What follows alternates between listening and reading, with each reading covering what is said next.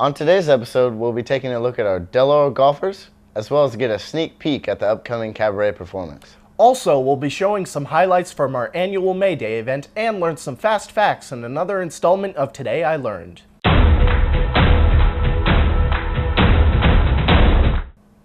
Good morning, boys and girls. I'm Will Richardson. And I'm Duncan Small. Now let's get some news into those brains of yours. Hey Will, you ever play golf? Tried once. I don't think they'll let me back on that course after what I did to that gopher. What'd you do? We'll talk later. Well anyway, let's check in with our own Del Oro golfers to see how they've been doing so far this year. So far this year, the boys' varsity golf team has had a great showing in their season and finished in second place in the league behind Granite Bay. The Eagles have won one 18-hole tournament, which was the SFL No. 1 tournament, while also coming in second place at the Del Rio Invitational and SFL No. 2 tournament, and in third place in the McNair Invitational and California Invitational. Individuals Louis Year and Jahan Agassi have each won a tournament this year. Louis shot a 3-under par 69 to win the McNair Invitational, and Jahan won the Del Rio Invitational with a 2-over par 74, and also won the SFL No. 2 tournament with a 3-under par 68. The Eagles have qualified for the playoffs and are ready to make a long run into the postseason. Let's hear from some of the players. Well, so far we have lost one early match to Rockland, but we recovered well from that when we won the SFL No. 1 tournament at Sierra View, and that got us in a tied for first place with Granite Bay.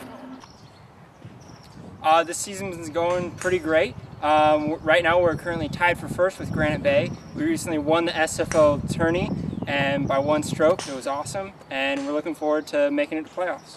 Next week we have a pretty important match against Granite Bay on Tuesday, and the next couple of weeks we have another important SFL No. 2 tournament that could win us a lot of points if we win it. Alright, I gotta say, why our team is unique is because we have one of the best players around, Kyle Malm. Okay, well anyway, long story short, I now have the tail as a souvenir. That poor gopher. So, do you like singing, dancing, and other miscellaneous performance?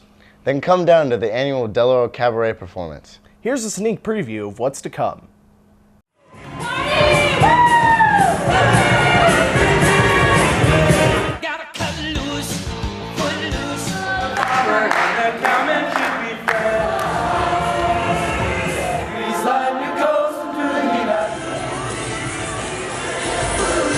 Some overhead lifters and four belt bars, oh yeah.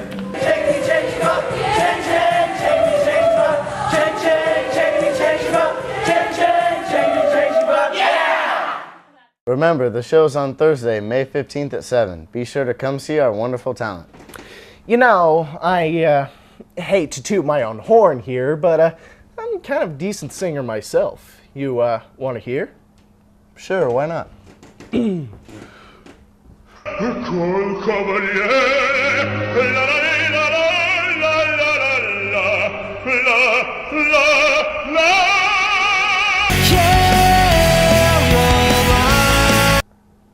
Decent singer, huh?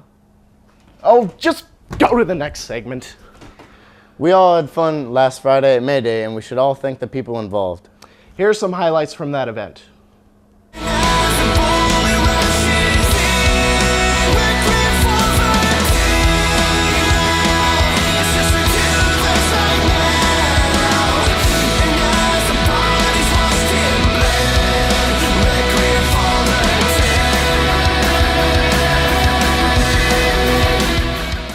Man, that was a blast. Definitely. Now let's go over to Ashlyn and Jansen to learn how screaming creates energy in another segment of Today I Learned.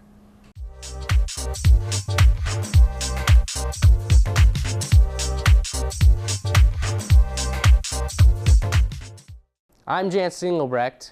And I'm Ashlyn Hennigy. And we're the co-creators of Today I Learned. Here's 10 fast facts. Did you know if the human eye was a digital camera, it would have 546 megapixels, and the iPhone 5 only has 8.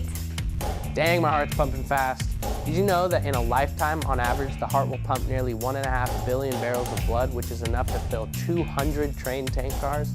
Have you ever thought about how much power your brain creates? Well, it generates enough electricity to power a light bulb. Your cell phone has more computer power than the computer used for the Apollo 11 moon landing. Have you ever thought about counting your steps? The average person walks 3 times around the Earth in a lifetime. Done.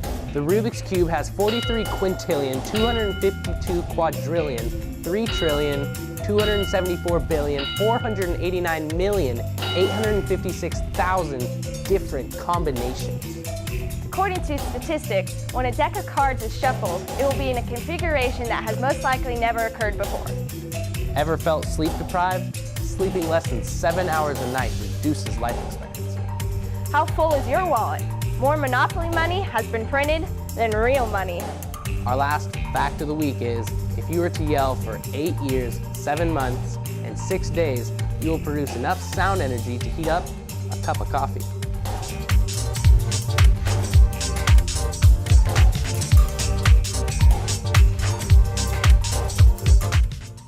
Well, that's about all we have for you today. But before we go, we talked to Brian Smith about his tobacco awareness bike ride across the U.S. Let's check in to see where he is on his journey. About a month ago, 16-year-old Brian Smith took off on his expedition across the country. There he goes! In case you have forgotten, Brian is riding his bike from Loomis all the way to New York in hopes to raise awareness about tobacco use in teens and young adults.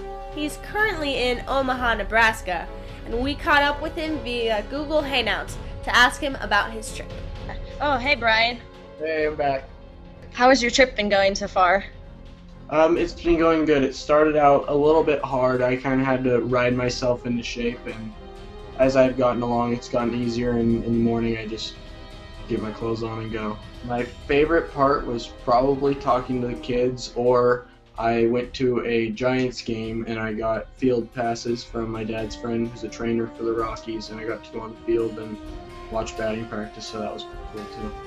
My least favorite part was climbing a pass called Monarch Pass in Colorado, and it's 11,300 feet above sea level, and it took me, that probably took me 3 or 4 hours, and it was just horrible.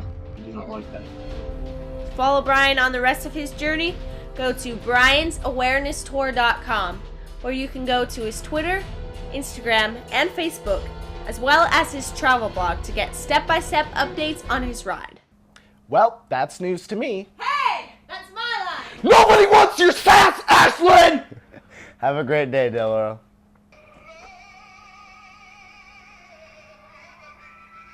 Okay, dude, you need to do it much earlier than that. Oh, I keep going? Oh, got you. Oh. Hey, that's my line! Nobody wants your sass, Ashlyn!